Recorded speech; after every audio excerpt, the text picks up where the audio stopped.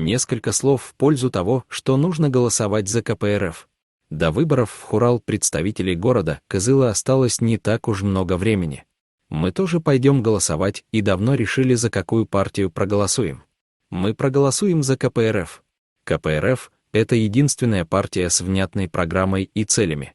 Только у КПРФ в программе значится национализация природных богатств России и стратегических отраслей экономики, доходы от которых использовать в интересах всех граждан.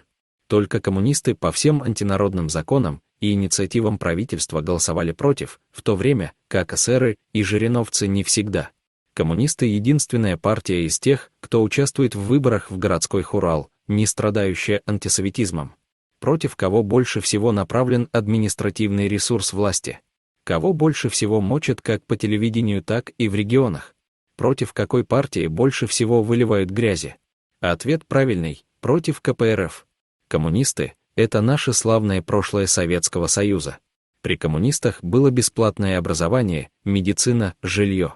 При них напрочь отсутствовали такие явления, как наркомания, беспризорность, проституция. На сегодняшний момент это единственная партия, которая декларирует соединение национального и социального. А это основа. За КПРФ. Номер 5 в избирательном бюллетене.